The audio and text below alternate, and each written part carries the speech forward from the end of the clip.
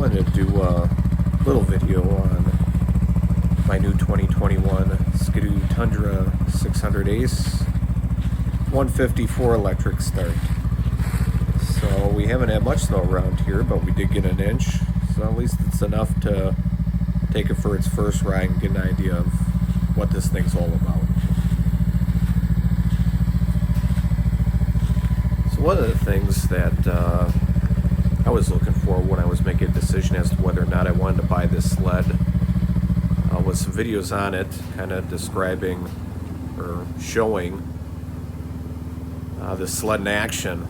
So for me, obviously didn't buy this to trail rip or anything else. This is to do chores around the property here and be able to move around quietly and that sort of thing. So couldn't find much out there on the Gen 4 Tundras period, but I definitely couldn't find much about, you know, how quiet is this thing, how slowly can you move around on it, are these longer track lengths prohibitive to negotiating tight areas. So that was kind of the focus for this video, give you an opportunity to kind of see this sled in action and get to know a little bit more about it should you be concerned to buy one. Hopefully this will help you with getting some answers to some of those questions that you might have been looking for in the interwebs. So the last couple minutes of the video I pull up by the shop and kind of show some of the basic features of the snowmobile and give some of my initial impressions on it. So if you'd like to skip the ride through the woods, go to the last couple of minutes, you'll find that information there. Thanks for watching.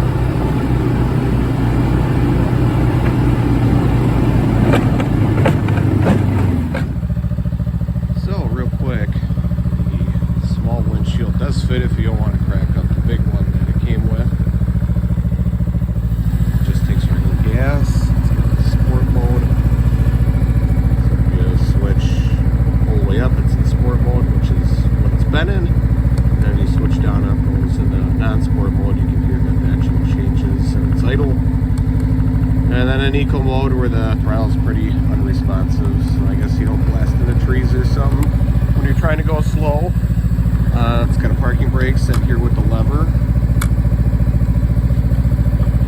Just like that. Hand grips show up on the display here. You see that's for the hand grip. You see it moving there on the left of the screen. The thumb warmer there, you can see it moving on the right of the screen. Those things will go away after you get your desired settings. Electric start button, high-low beam for the headlights, kill switch throttle. The throttle also moves around, so if you wanted to drive like you got yourself 90s jet ski, you can. It's actually pretty comfortable. So for those guys who are used to riding tight technical type stuff, standing, having that fixed throttle position can kind of get tedious, especially in the thumb. So that's really nice to be able to adjust that to your liking. Another big question I had was that one or the two up short seat, or however they want to describe it. Is that enough to ride with your wife on the back? Yes. Stop. Stop it.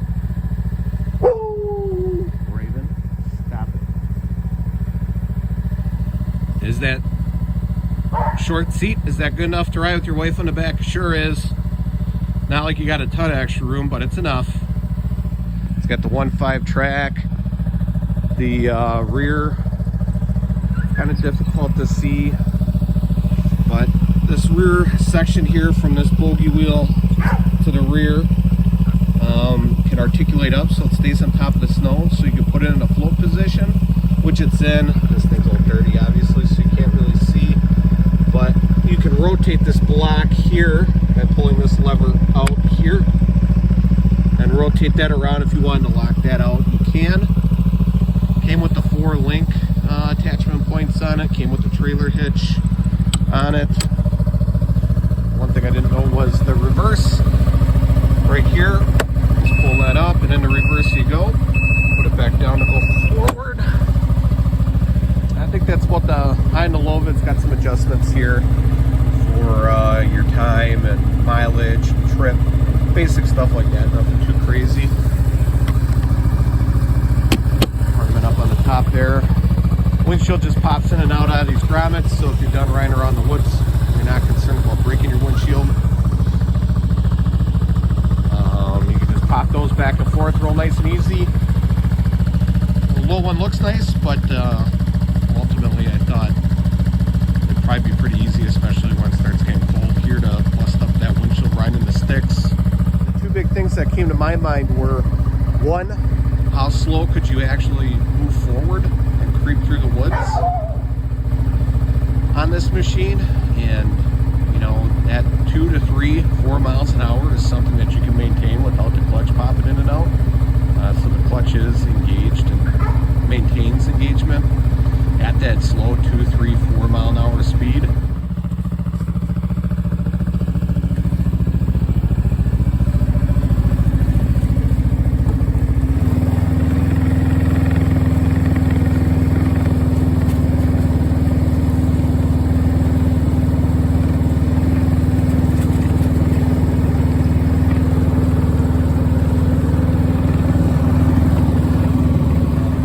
The one thing, how slow can you go? How fast does it go? Probably not too fast, but you know, it'll get the job done. I was more concerned about being able to get around my property and areas around here in low snow conditions, which brings up the other thing. We got about a solid 3/4 to an inch of snow. Is it probably not the best for lubricating the slides on the back? No, it probably ain't the best. But it actually ain't that bad with that 1.5 track. More importantly though, got no snow. We're creeping around. This thing's been, I took it for a lap before I made the video. But you know, it's been running, it warmed up, took it for a lap before the video, made the video, and I'm sitting here talking about it. You see the snow conditions. I think it's about 30 degrees out right now. So it's warm.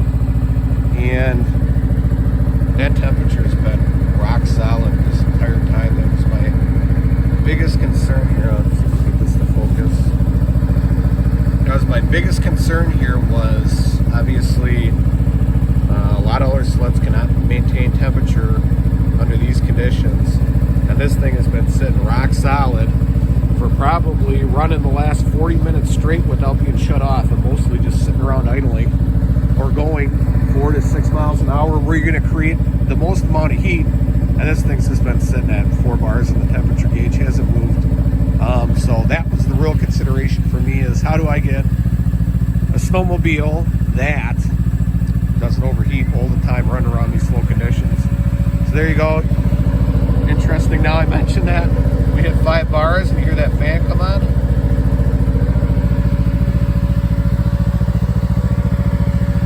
So that's another thing I wanted to know. What would happen when it started getting warm? Does it have a fan? Yep, sure does.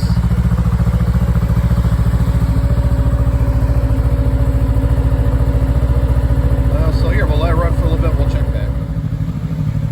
So here we are, several minutes later here. So just as an update, we maintain that moderate, not high temperature, moderate temperature, I guess, enough to make the fan come on, which it's been on, it's been running, it's been maintaining this. It's been a little while, so I don't know, I'm incredibly impressed with the cooling capacity on this machine. Incredibly impressed so far with the ability to move extremely slowly. And then the other thing was, is this 154 that you're going to use sometimes, depending on where you live, and sometimes not, like where I live. Ultimately, it's of no consequence when it comes to tight riding. A couple of those times where I was, I don't know, turning unnecessarily, I guess you could say, tight. That was just to kind of demonstrate that this thing turns probably as tightly as one of these does out on those tight trails like that. So another thing that I'm incredibly impressed on. So I don't know, I just thought that we got this inch of snow finally here coming up on Christmas. I'd give her a quick little ride, make a quick little video about it.